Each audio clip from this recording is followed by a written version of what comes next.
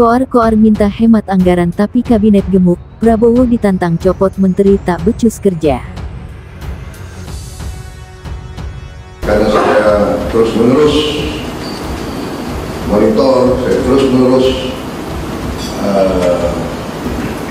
menuntut penghematan, efisiensi. Saya menuntut keberanian memotong hal-hal yang tidak esensial. Saya tegaskan bahwa kriteria anggaran yang akan kita laksanakan, kriteria pertama adalah harus bisa menciptakan lapangan kerja. Kenapa sih kemudian Presiden Prabowo sampai harus memandang penting ini kita harus menghemat sekian banyak anggaran? Begini Mas, program-program hasil terbaik cepat yang ada 8 itu grande-grande semua ya. Yes. Dan mahal-mahal ya, artinya ada makan bergizi gratis yang sudah dianggarkan bersama kawan-kawan di parlemen 71 triliun rupiah. Sebentar lagi akan kick off juga nih yang namanya periksa kesehatan gratis itu 4,7 triliun rupiah. Lalu di samping ada renovasi sekolah 17 triliun rupiah dan Kementerian UMKM juga menghapus utang UMKM loh sebesar 13 triliun rupiah ya dan lain-lain. Tentu saja ini kan kemudian membutuhkan dana yang besar atau pertanyaannya kemudian uangnya dari mana gitu ya. Lalu apa yang dilakukan Presiden? Presiden memilih ya untuk biar kami saja pemerintah yang mengencangkan ikat pinggang. Toh ini juga sudah menjadi janji politik Presiden ya ketika masih mengikuti kontestasi politik, yaitu ada di dokumen Astacita nomor 3 ya, bahwa program prioritas nomor 3 maksud saya, bahwa di sana Pak Prabowo sewaktu masih belum menjadi presiden itu sudah berjanji untuk melakukan efisiensi birokrasi. Demikian Mas. Iya, perintah Presiden untuk penghematan anggaran sampai 50% untuk menyelamatkan atau menghemat berapa 300 triliunan APBN memang itu penting untuk diucapkan sebagai keprihatinan Presiden terhadap keadaan yang mungkin selama 10 tahun Pak Jokowi tidak diperhatikan, itu pemborosan birokrasi. Itu poin yang saya kira poin dasarnya tuh. Lalu orang mulai berhitung apakah penghematan itu tidak punya implikasi negatif terhadap pertumbuhan ekonomi. Pasti ada tuh. Kan secara gampang publik mulai menilai bahwa penghematan artinya tidak ada uang negara yang beredar di daerah. Kalau ada seminar itu pasti tukang spanduk dapat di daerah, pasti hotel-hotel di daerah itu kebanjiran order, pasti pengusaha kembang bunga senang karena ada kegiatan pemerintah, kementerian, BUMN di daerah tuh. Juga tukang atau kawan-kawan ojol ini, ojek online atau ojek beneran itu akan dapat rezeki. Demikian juga maskapai penerbangan, transportasi, semua hal. Jadi sebetulnya penghematan negara itu juga punya efek restriktif, menyebabkan konsumsi tidak tumbuh di daerah. Padahal Indonesia pertumbuhan ekonomi sangat penting didasarkan pada dorongan konsumtif itu, konsumsi di sektor rumah tangga maupun sektor UMKM sebetulnya. Ya, ini saya minta menteri-menteri sekarang, mari kita lebih berani, mari kita lebih tidak ragu-ragu untuk memberi pelayanan yang terbaik kepada rakyat kita. Jangan ragu-ragu kalau saudara tidak puas dengan pejabat-pejabat di bawah Anda, laporkan, segera kita ganti. Begitu banyak orang yang mau mengabdi.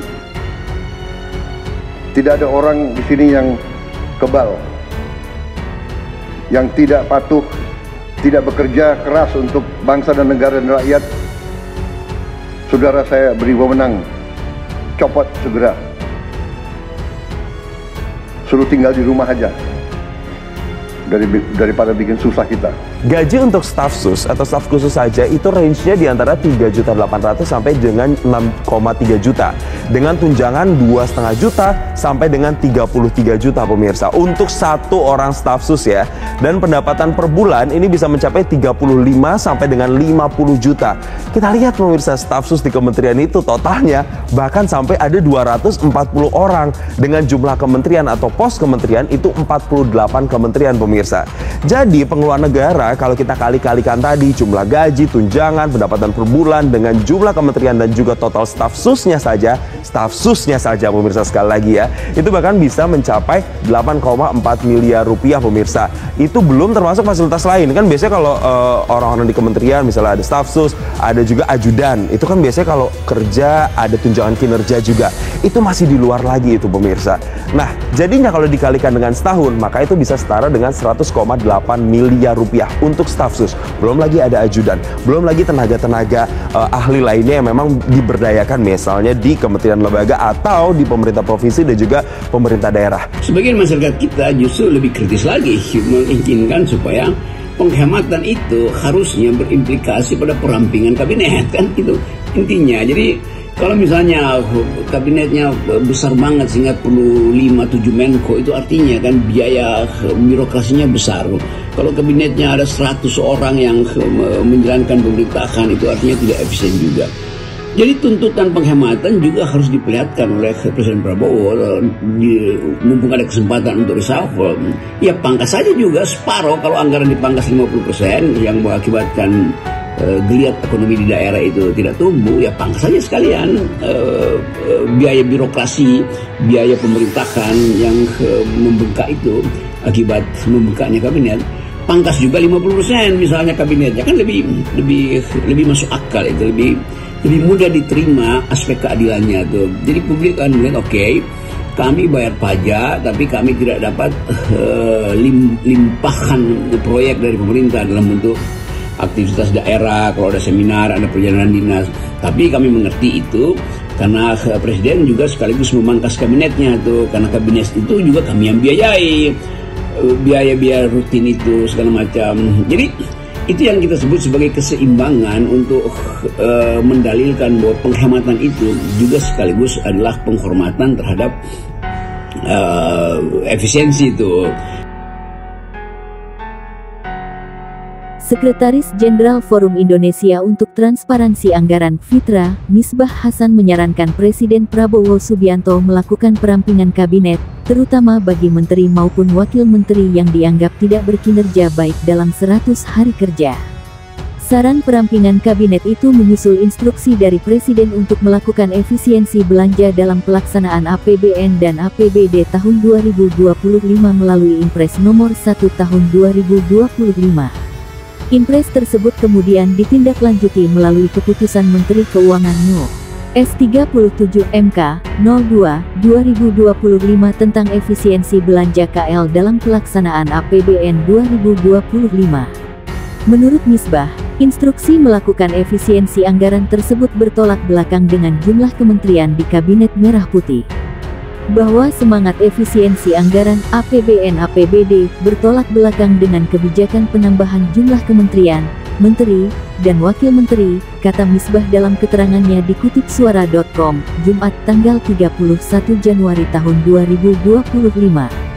Berkaitan dengan itu, Fitra merekomendasikan agar kepala negara melakukan perampingan kabinet. Melakukan perampingan kabinet, terutama bagi menteri dan wakil menteri yang tidak perform hingga 100 hari kerja pemerintah saat ini, kata Misbah. Selain perampingan kabinet, Fitra memberikan rekomendasi lain menanggapi Impres mengenai efisiensi belanja APBN dan APBD tahun 2025. Rekomendasi tersebut, antara lain meminta adanya reformasi menyeluruh terhadap tata kelola keuangan negara, terutama skema belanja pemerintah pusat dan transfer ke daerah, agar lebih mengedepankan otonomi keuangan daerah. Kemudian, merekomendasikan reformulasi nomenklatur program, kegiatan, klasifikasi rincian output, hingga level komponen satuan belanja pada KL agar tidak terjadi redundan, potensi pemborosan, dan peluang penyimpangan anggaran. Fitra sekaligus mengingatkan pentingnya transparansi penggunaan belanja hasil efisiensi anggaran, agar digunakan untuk sebesar-besarnya kemakmuran rakyat. Di antaranya, peningkatan akses dan kualitas pelayanan publik dasar, akuntabilitas implementasi program makan bergizi gratis (MBG), pengurangan kemiskinan dan kesenjangan, serta kelestarian lingkungan hidup dan SDA, kata Misbah. Selain itu, Fitra merekomendasikan adanya peningkatan fleksibilitas pengelolaan anggaran daerah. Misbah mengatakan sentralisasi prioritas anggaran perlu diimbangi dengan fleksibilitas pengelolaan di daerah agar kebutuhan spesifik daerah dapat terpenuhi dan pertumbuhan ekonomi daerah tidak terhambat.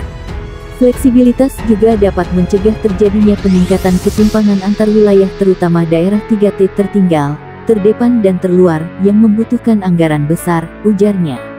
Menurut Fitra, efisiensi belanja kementerian lembaga dapat diperluas selain 16 item yang tercantum dalam Surat Menteri Keuangan tentang efisiensi belanja kementerian lembaga. Seperti, efisiensi terhadap belanja pengadaan mobil dinas, belanja rehab rumah dinas pejabat, belanja penggunaan forager, belanja makan minum, serta dilanjutkan untuk tahun anggaran berikutnya, kata Misbah. Misbah mengatakan efisiensi belanja kementerian, lembaga dan Pemda dapat direalokasi untuk memenuhi kebutuhan masyarakat miskin dan kelompok rentan. Bukan digunakan untuk pembangunan infrastruktur yang tidak jelas manfaatnya, kata Misbah. Terakhir, Fitra merekomendasikan agar pemerintah membuka ruang bagi partisipasi masyarakat sipil dalam mengelola, mengimplementasikan, dan mengawasi belanja kementerian, lembaga dan Pemda, termasuk anggaran hasil efisiensi,